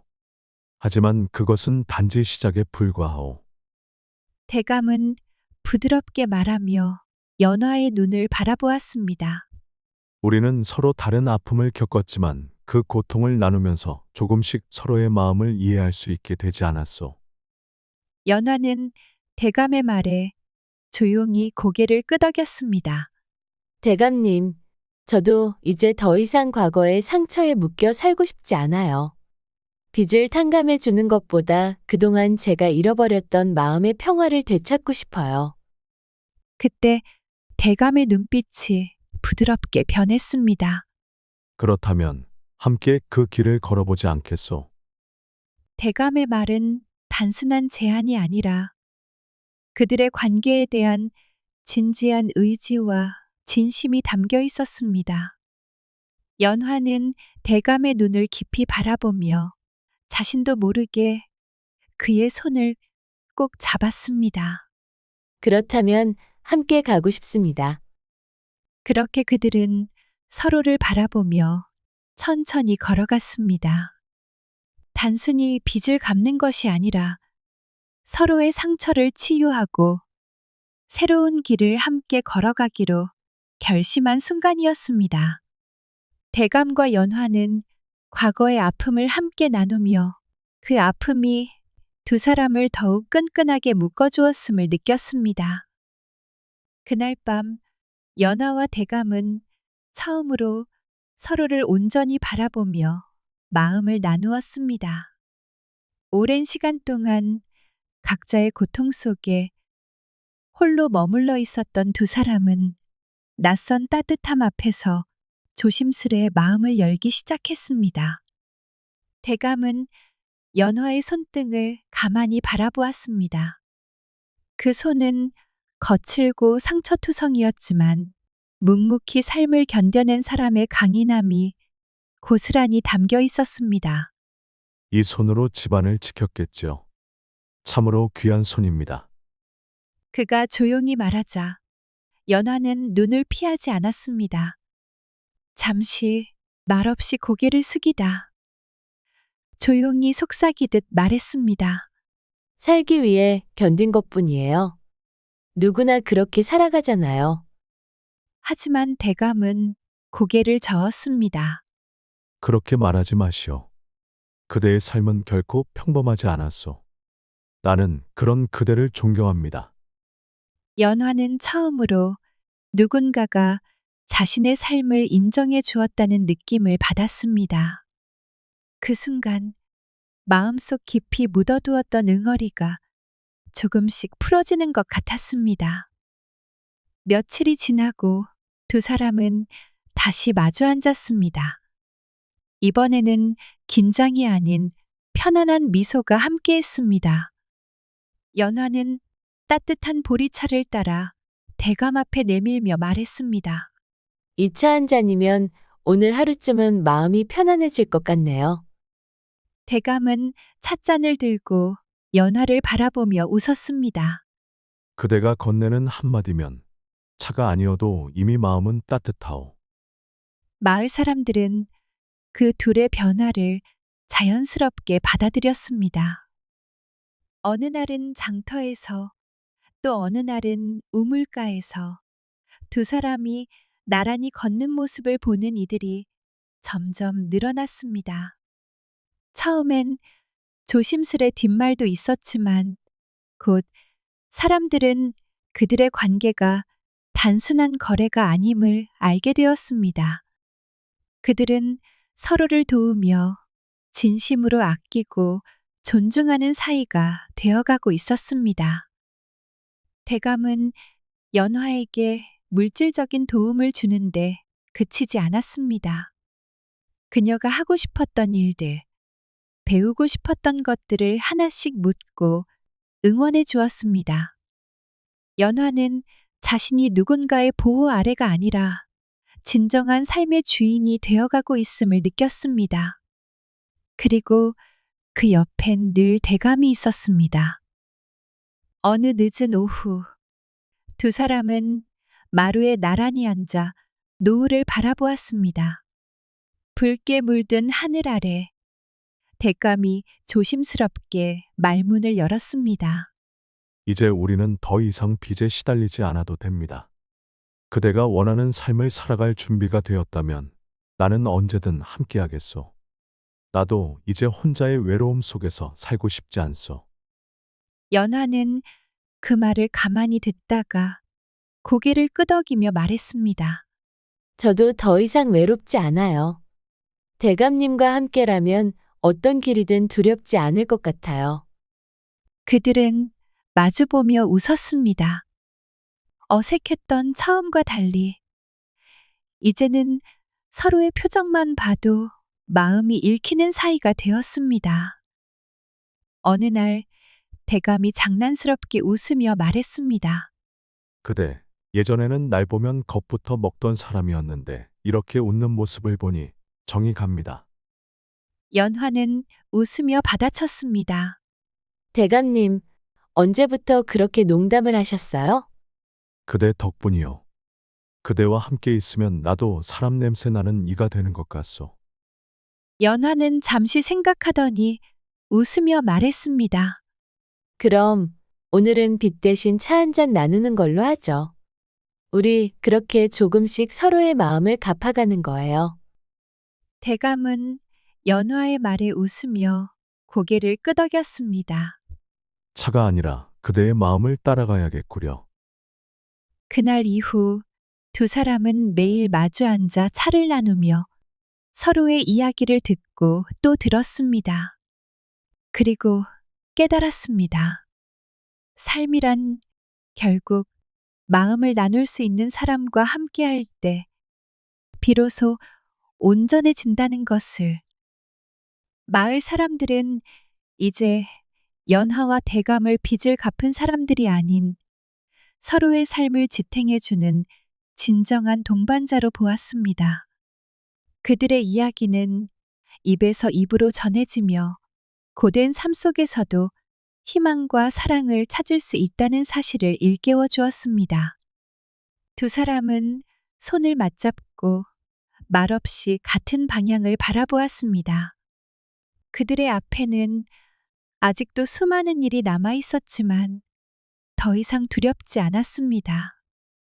그들은 이제 진정한 삶의 동반자로 함께 걸어가고 있었으니까요. 즐거우셨다면 구독과 좋아요 댓글 부탁드립니다. 매운 야담, 더 매운 이야기로 다시 돌아오겠습니다. 지금까지 매운 야담이었습니다. 즐거운 하루 보내세요.